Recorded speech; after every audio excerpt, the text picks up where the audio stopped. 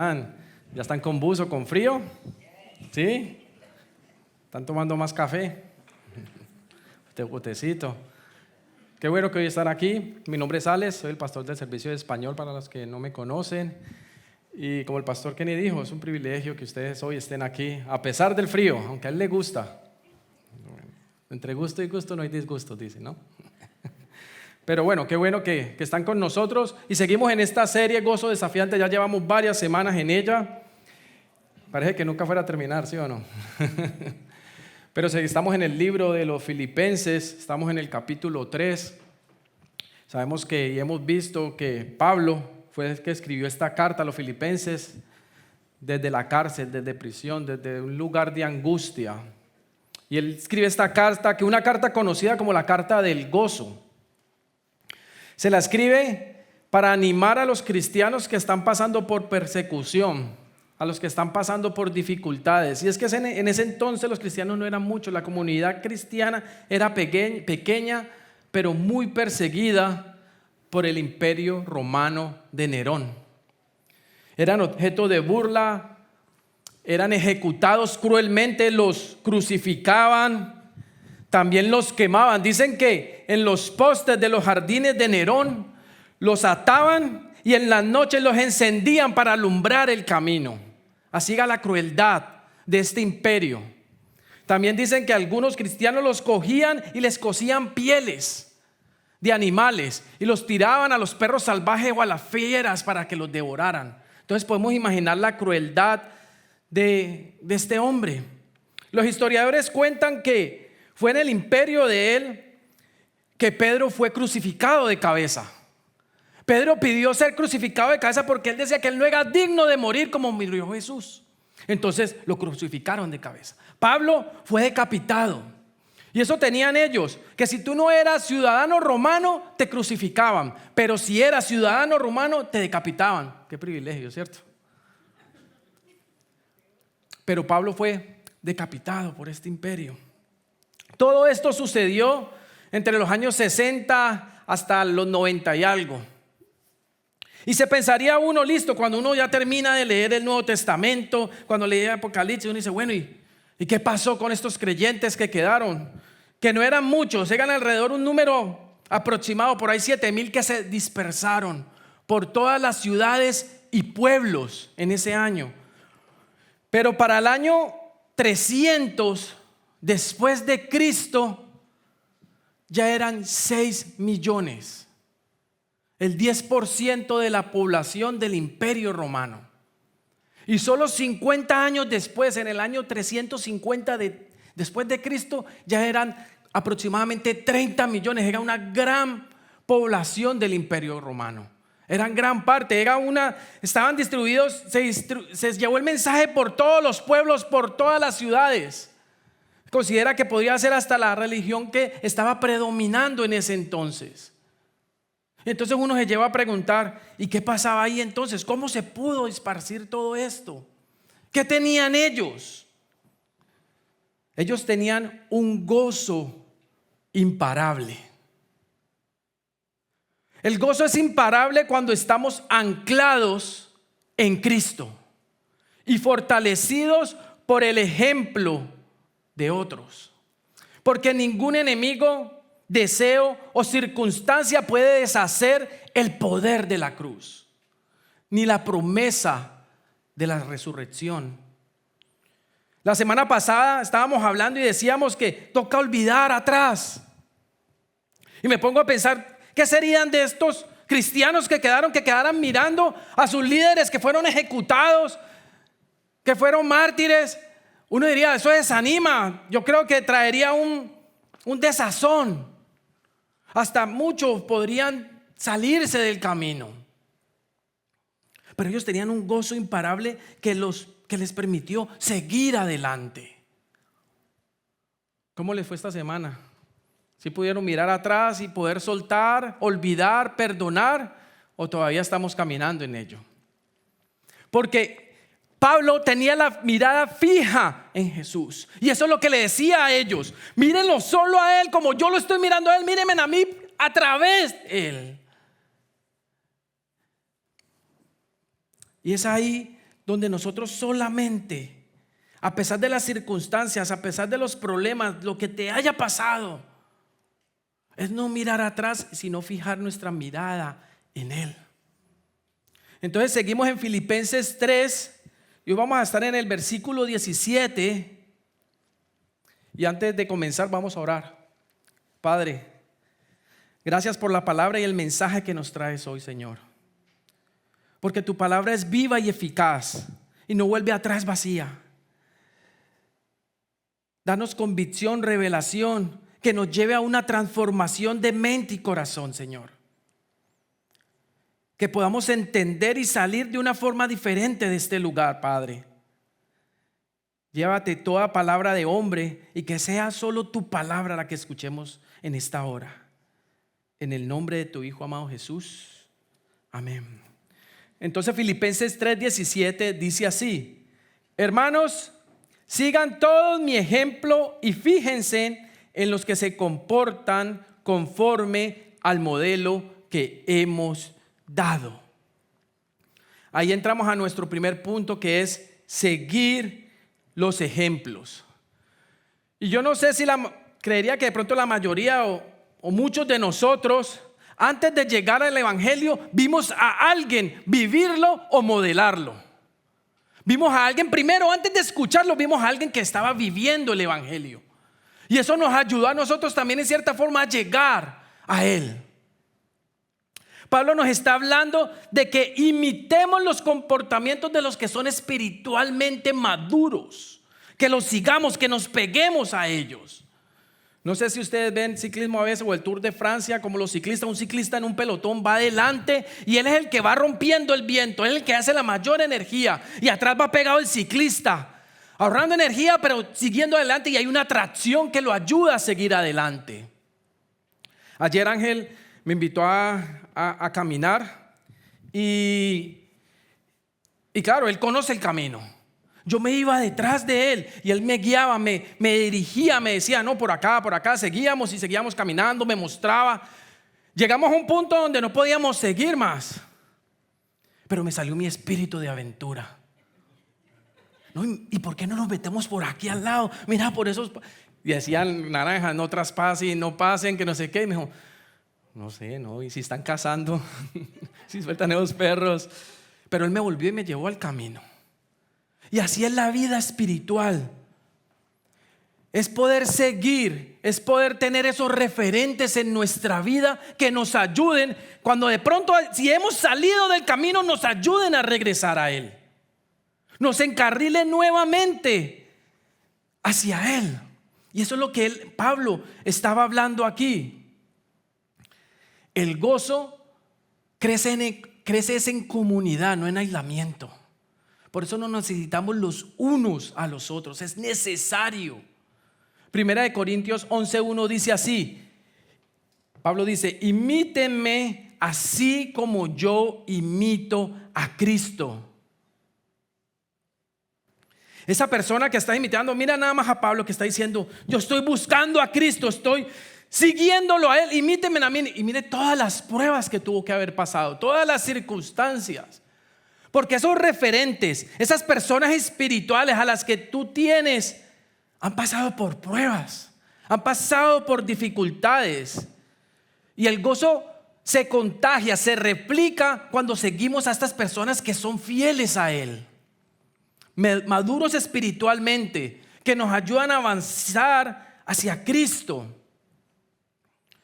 Son personas a veces que no les ha tocado fácil, pero siguen el camino, que les ha tocado muchas pruebas.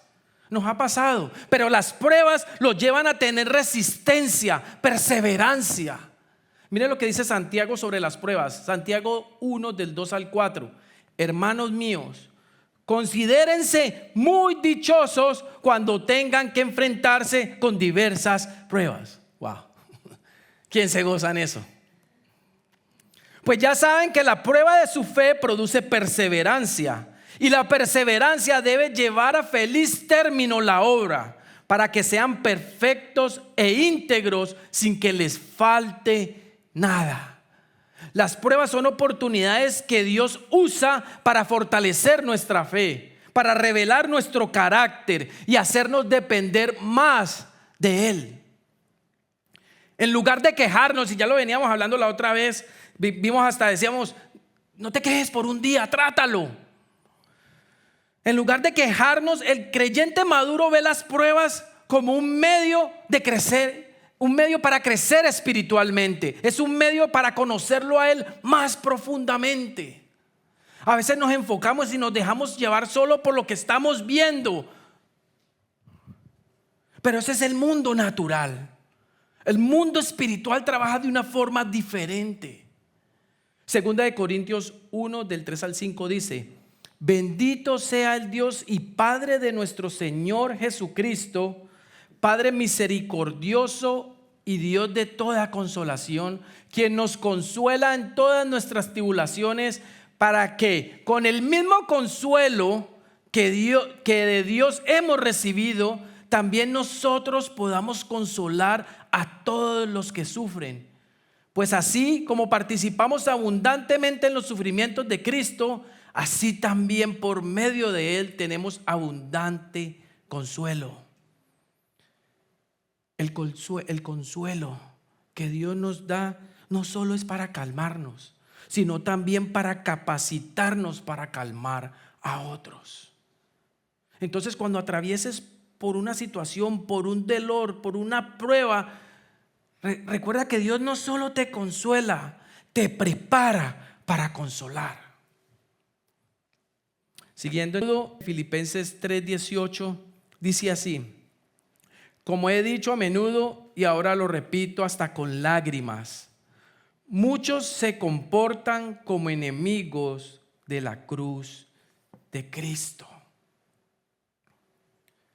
Aquí entramos en otro punto, que es: los enemigos de la cruz son enemigos del gozo. Vemos Pablo cómo le duele ver a muchos que aparentemente se llaman ser cristianos, pero viven unas vidas que no reflejan a Cristo. A él le dolía ver personas apartarse del camino. ¿Tenemos ese mismo sentimiento por los que se están perdiendo, por los que están apartados, por los que se van del camino? Mire que él dice aquí: enemigos de la cruz. No está diciendo mis enemigos, no lo toma personal. Dice enemigos de la cruz. Y es que ser un enemigo de la cruz no es necesariamente oponerse abiertamente a Jesús, sino vivir de una manera que niega el mensaje de la cruz. Los que viven por sus propios deseos, buscan placer, poder, aprobación humana, están viviendo como un enemigo de la cruz. Porque por más de 2000 años, esas fuerzas espirituales del mal están tratando de eliminar a los seguidores de Jesús de la tierra. Y esto no debería de sorprendernos. Jesús lo advirtió. Mateo 24 del 9 al 11 dice así: entonces los entregarán para que los persigan y los maten, y los odiarán todas las naciones por causa de mi nombre. En aquel tiempo muchos se apartarán de la fe, unos a otros se traicionarán y se odiarán. Y surgirá un gran número de falsos profetas que engañarán a muchos. Podríamos pensar que son enemigos nuestros, pero en realidad son enemigos de la cruz. Como dice aquí, como vemos de pronto, son fuerzas del mal, ideologías del mundo que se oponen al mensaje de la cruz. Porque una cosa tenemos que tener clara, y de pronto de afuera no lo tienen muy claro, es que la humanidad es pecadora y está alejada de Dios. Y cuando nosotros conocemos esa posición de donde estamos como pecador, valoro esa obra perfecta de la cruz. Pero muchos no reconocen, no aceptan su posición como pecador. Y nosotros como cristianos no podemos con nuestros propios esfuerzos o méritos reconciliarlos a ellos con Dios. Por eso necesitan el mensaje de la cruz. ¿Y cuál es el mensaje de la cruz? Juan 3:16 dice: de tal manera, se lo saben, amó Dios al mundo que envió a su único Hijo. Siendo enemigos de Dios, siendo pecadores, merecedores, no merecíamos nada, Él así envió a su Hijo Jesucristo para pagar el precio que nosotros debíamos pagar, para pagar por nuestros pecados. ¿Qué habla de eso? Sustitución. Él nos vino a sustituir por lo que debíamos haber pagado.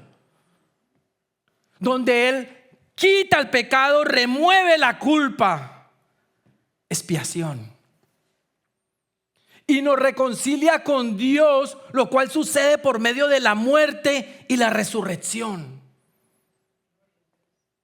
Y lo que tenemos que hacer es depositar nuestra fe, nuestra confianza en Jesús, donde reconocemos que Él realmente hizo eso por nosotros. Es Él. Él es el único camino a la reconciliación con Dios Padre. Primera de Corintios 1:18 dice: me explico, el mensaje de la cruz es una locura para los que se pierden. En cambio, para los que se salvan, es decir, para nosotros, este mensaje es el poder de Dios. El mensaje de la cruz ofende a las ideologías, porque te está diciendo: tú no te salvas por ti mismo. Tú no dependes de ti para rescatarte. Necesitas del rescate de Dios mediante el sacrificio de Jesús. Y mucha gente no entiende. En una sociedad pluralista, o sea, una sociedad donde cada uno escoge y elige su propio camino, sus propias creencias, cultura, ideologías, valores, estilos de vida, y donde entre todos ellos se permiten todas las opiniones.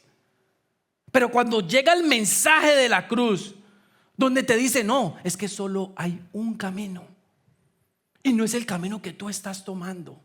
Solo hay un camino.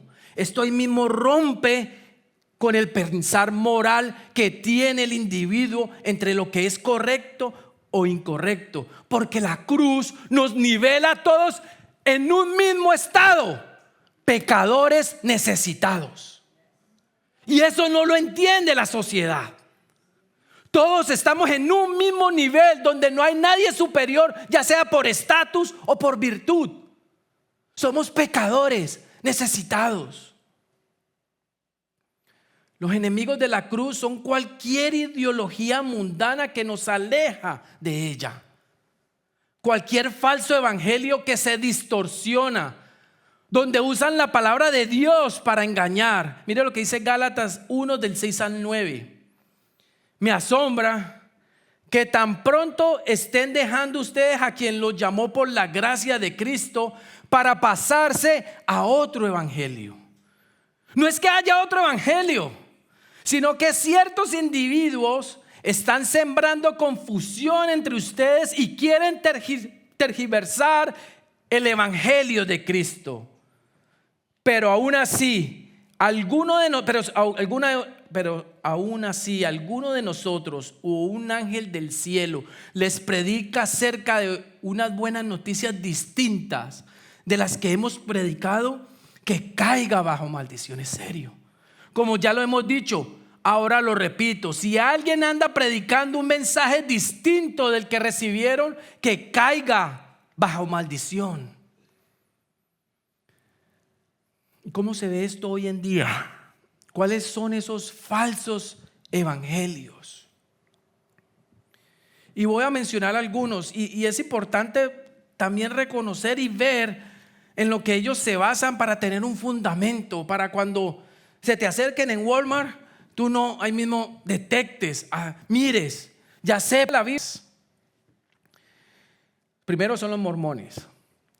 Además de la Biblia, creen en otro libro que ellos llaman el libro Mormón, donde enseñan que Jesús y Satanás son hijos espirituales de Dios, o sea que vienen siendo casi hermanos.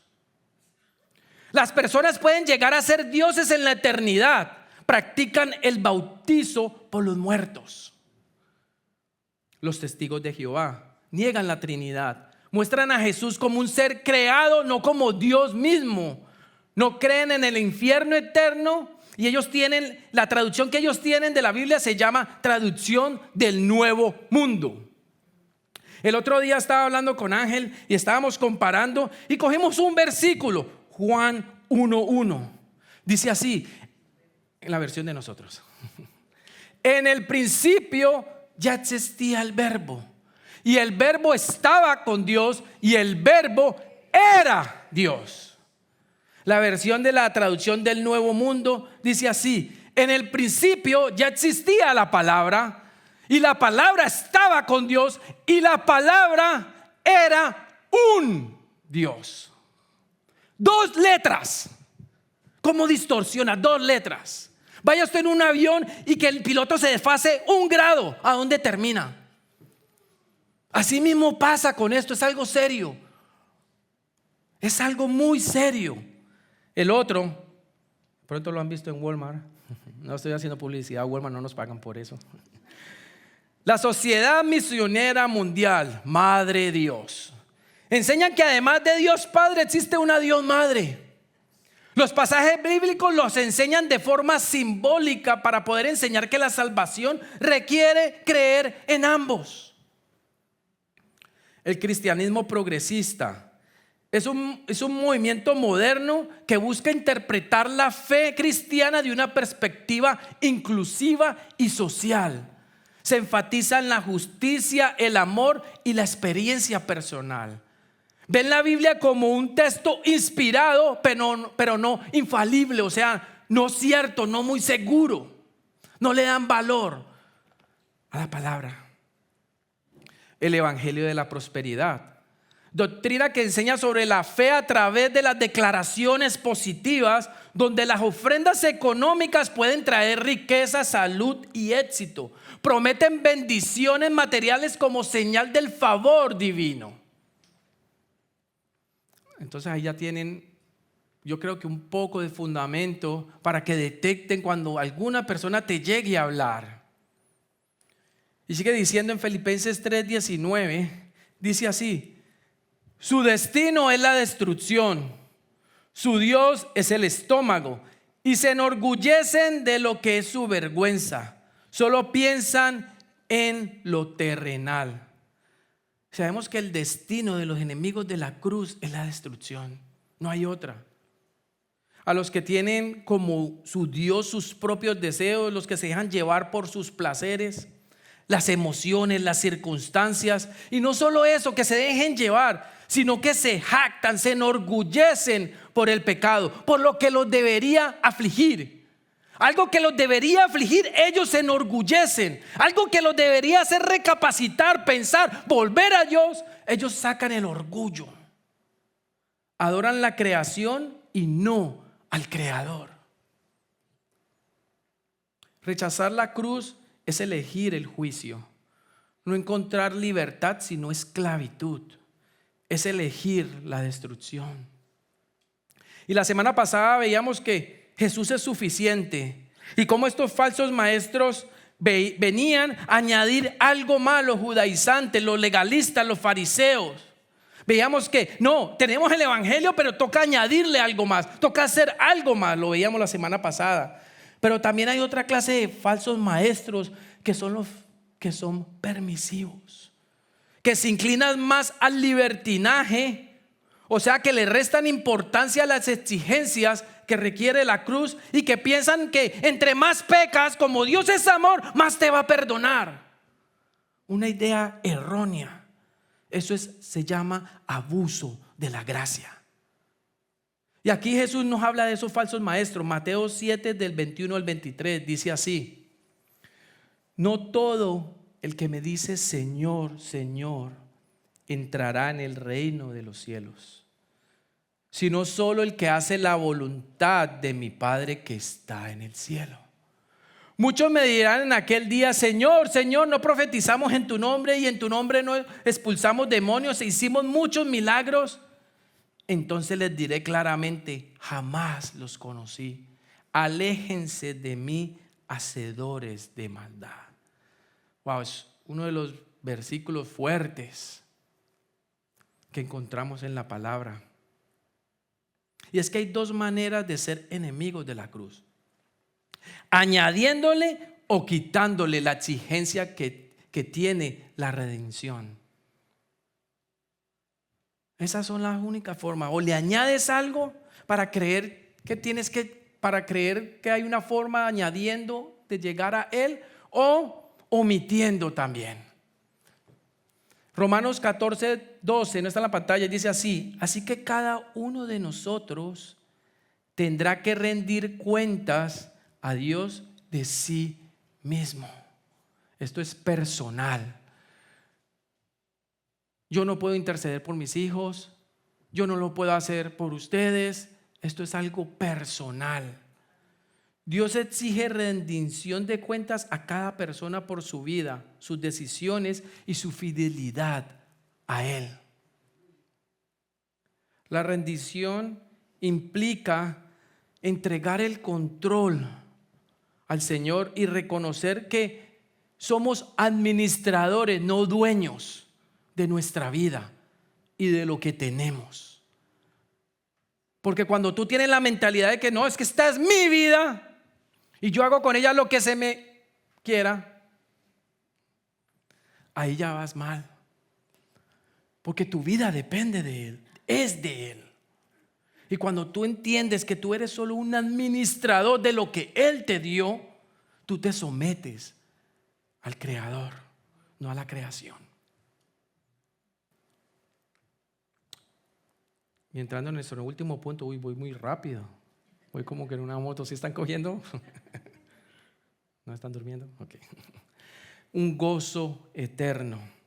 Filipenses 3, del 20 al 21, dice así: en cambio nosotros, ¿quiénes? O algunos, así. Bueno. ¿Quiénes? Eso, nosotros somos ciudadanos del cielo, de donde anhelamos recibir al Salvador, el Señor Jesucristo. Él transformará nuestro cuerpo miserable para que sea como su cuerpo glorioso, mediante el poder con que se somete a sí mismo todas las cosas. Y me encanta Pablo cómo hace esta comparación aquí, porque la gente en Filipos, los filipenses, muchos de ellos eran orgullosos de ser ciudadanos romanos, porque implicaba tener privilegios, implicaba tener honor. Les daban privilegios, les eximían de algunos taxes, podrían apelar a hablar directamente con el César. Por eso Pablo, como ciudadano romano, pudo apelar, recurrir al César. Y Pablo toma esa idea y les dice: el privilegio no es ser romano. El privilegio no es ser ciudadano americano. No sé si Trump vaya a venir por mí. El privilegio no es ser patriota de donde naciste. Soy mero mexicano. Soy colombiano de pura cepa, como decíamos. Ese no es el privilegio. Tenemos que entender que nuestro privilegio es pertenecer al reino de Dios. Cuando tú tienes esa mentalidad, tú cambias incluso todo lo cultural con lo que has nacido y te enfocas en lo celestial, en las cosas de arriba. Los cristianos no solo pertenecemos al cielo, sino que esperamos ansiosamente su regreso, donde pasamos de la santificación, que es este proceso en el que estamos ahora, a la glorificación. Dios nos promete una transformación gloriosa donde transforma nuestros cuerpos frágiles, limitados, expuestos a enfermedades, al pecado, incluso a la muerte, para darnos un cuerpo glorificado, perfecto, inmortal y sin corrupción. Esta es nuestra esperanza. Hebreos 6:19 dice así. Tenemos como, la primera parte dice así, tenemos como firme y segura ancla del alma una esperanza. La alegría puede estar ligada a las posesiones, al placer, a las circunstancias, a todos los factores externos. ¿O no, mujeres? Ustedes van, compran un bolso y ¿cómo se ponen? O se hacen las uñas, se hacen el pelo y están contentas, ¿cierto? Pero ese pelo tiene que volver entre 8 días porque vuelve y se les. Pero tarde o temprano esto va a desvanecer, esto va a desaparecer. El gozo no está ligado, no está sujeto a lo que se puede perder. Está anclado en aquel que no puede ser derrotado. Por eso tu gozo en Cristo es imparable. El gozo es imparable cuando estás anclado en Cristo y se fortalece con el ejemplo de otros. Porque ningún enemigo, ningún deseo, circunstancias puede anular el poder de la cruz ni la promesa de la resurrección. Por eso tu gozo es imparable, iglesia. ¿En quién estás anclado ahora? ¿De quién depende tu gozo? ¿De qué circunstancias? ¿De qué factores? Porque si estamos anclados a Él, no vamos a perder. Vamos a ir a la fija. El que no puede ser derrotado, vamos a obtener la victoria. Cuando estamos en Él, hay victoria, así no lo veas. De pronto las circunstancias por las que estás pasando ahora te dicen lo contrario. No veo ninguna victoria. Recuerda, ese es el plano natural. Pero en el plano espiritual tú ya tienes la victoria. Cuando tú estás anclado a Él. Y hablaba de los ejemplos. Tener esas personas como referentes que nos han ayudado, que nos ayudan a seguir adelante. Pero en algún momento tienes que volverte ese ejemplo también. Mientras tú estás buscando de Cristo, mientras tú estás en esa intimidad con Él, hay personas que van detrás de ti hacia Él. Cuida tu ejemplo también. Cuida tu vida cristiana. Somos representantes del cielo. Somos ciudadanos celestiales de ahí arriba. Aquí podemos caminar de alguna forma, pero de allá es diferente.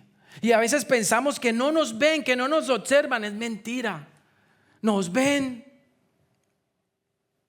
Lo que hacemos, cómo hablamos. Vaya, nada más caiga y diga algo malo. ¿Y ese no es que es cristiano? Nos da duro.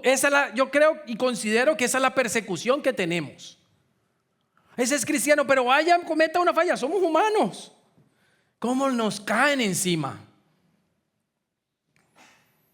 Pero es venir y volver a Él, volver al camino. En Él está la victoria. Porque tu gozo es imparable cuando te anclas en Él. Vamos a orar. Gracias, Padre. Gracias, Señor, porque no hay otra ancla mejor a la que podamos estar,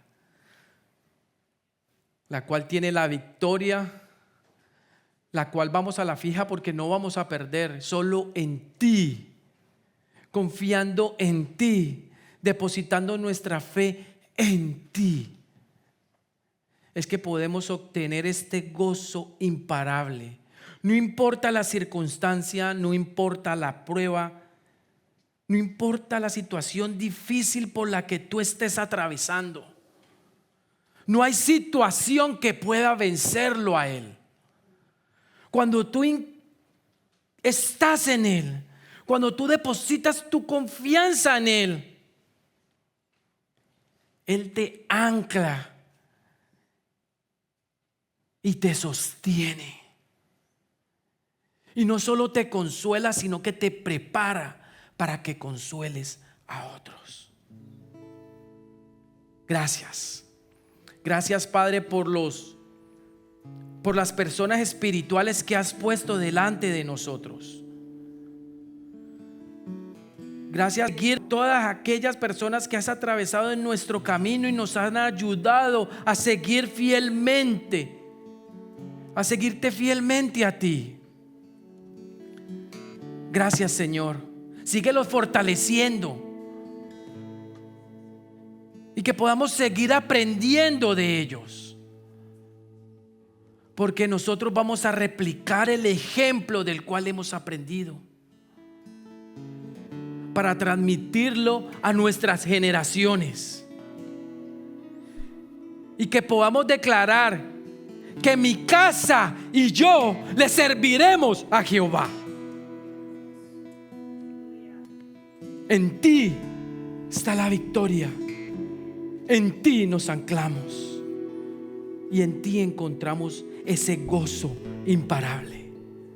Gracias, Señor, el que es digno de honra y de gloria y de honor. En el nombre de tu Hijo amado Jesús. Amén.